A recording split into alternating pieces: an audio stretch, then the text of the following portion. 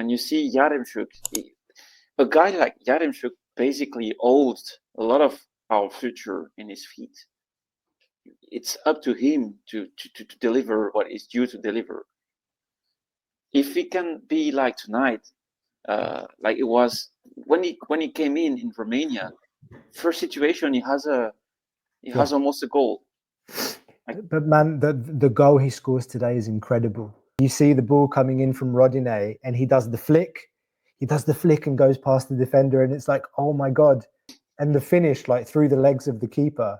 It's a fantastic goal. I agree with you, man. Like, I feel like this player, let's talk about Yaremchuk. This player for me has not had a proper chance. We've just gone and signed the contract or pre-contract or whatever it is with Jefte Betancourt, a player who, yes, is currently equal top scorer in the Greek league with Ayoub El Kaabi, scored 12 goals, 5 penalties. And we've gone and signed this bloke for around, I don't know, 400,000, less than 500,000 euro on a 2.5-year contract, which has been reported.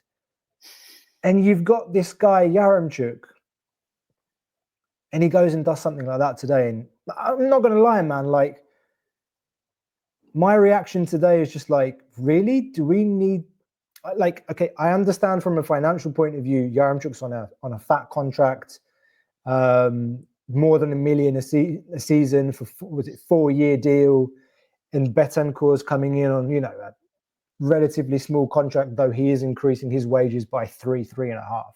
Good for him. Does Yaremchuk's performance today change things for you? Does it call the whole Betancourt thing into question? Again, and I'll stop after this, because we're hearing from the media that Betancourt is only coming if Yaremchuk leaves. 2 conditions: Yaremchuk leaves, and the second condition, if we don't sign another striker. So, do we need to sign another striker, Martial? The thing over Yaremchuk is, we probably got caught into the price the guy represents, because yes, you said it has a massive contract. It was a fee to sign the guy here, but at the end of it, who cares? Who cares how much Yaremchuk costs? Because we spent the whole summer saying that this money could have gone to Podence, this money could have gone to Fortunis. It's true. Williams' money could have gone to Fortunis last January. With the new contract, he wouldn't have left. He would have taken that contract, most likely. Both of them left. It's done. And what matters with Yaremchuk is our ability as fans to really enjoy what he does on the pitch. It's the only thing that matters is the pitch. It's the header in Romania. If that goes in, it's another story. It didn't went in. We saw what happened next. He broke his bloody nose. Yeah, it's the sitters he missed against Panathinaikos. Yeah, that one hurts. Yeah. But the fact the guy is able to score a goal like that against Panathinaikos away at Oaxaca, let's not remain. Wijo, for example, did not recover forever from misses he made here.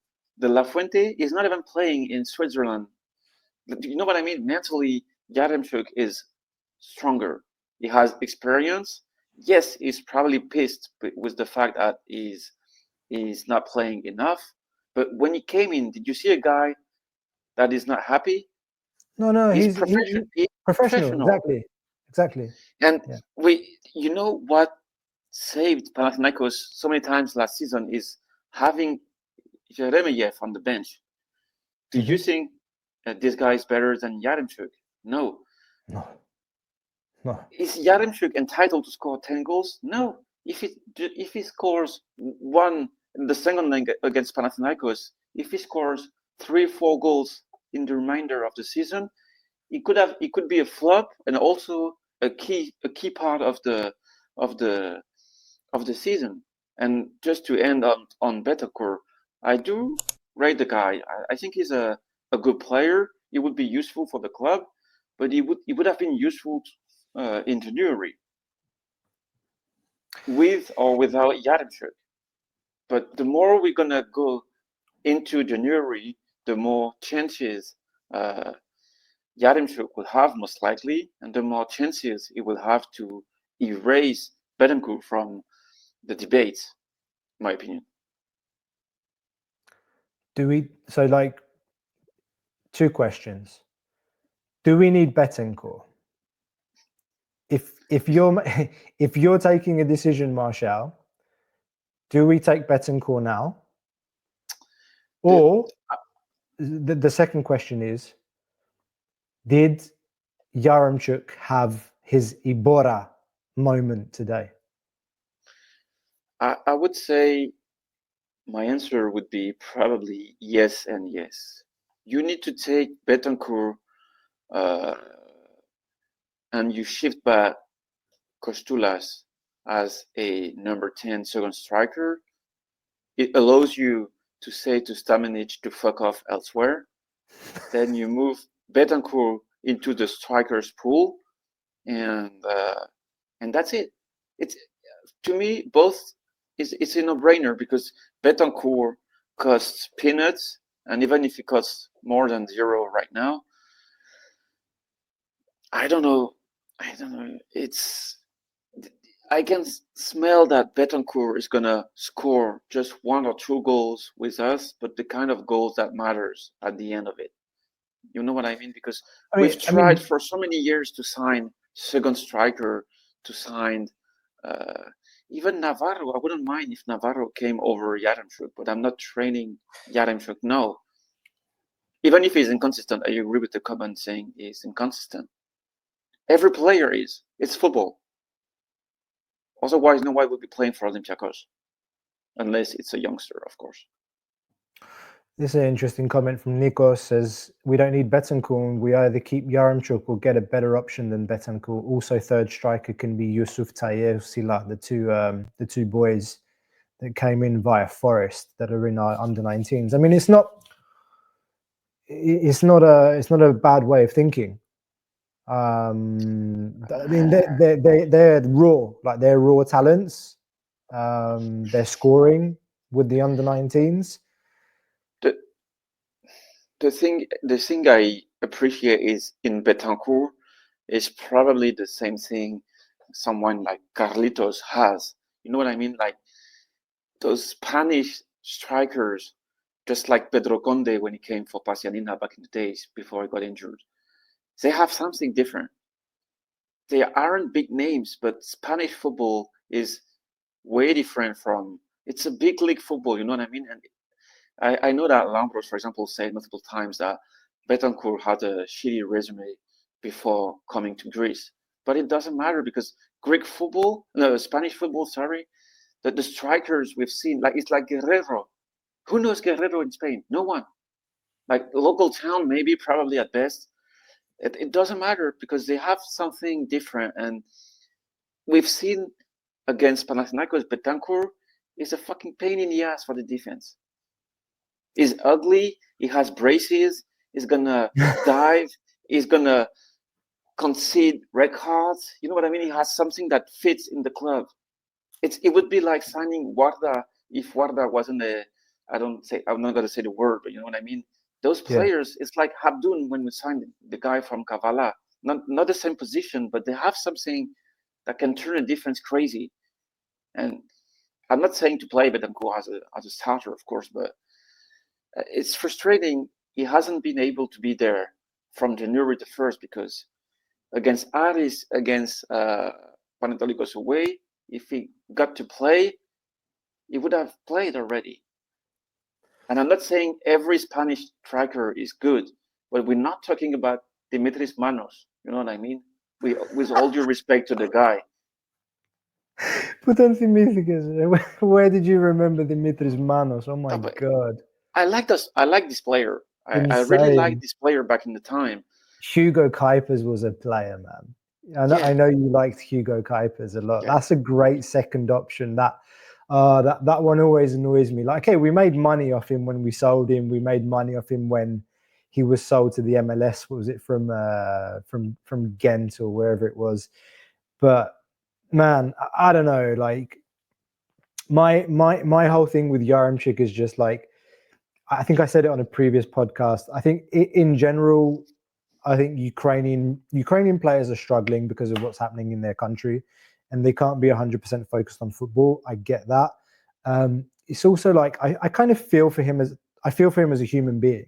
Like, he's come to Greece after being shipped out on loan every 6 months. He's moving around with his family. He's got family in Ukraine.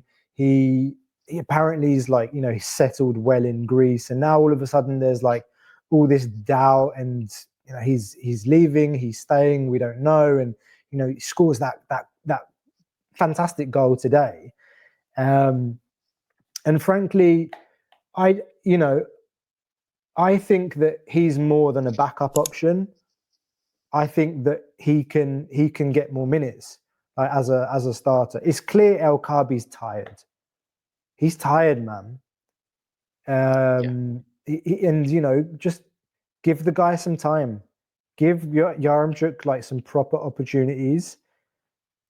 He showed his quality today. It's like there's you're talking about an international striker, and I know his people talk about his goal record the last few seasons is not great, but I mean the guy's a freaking tank.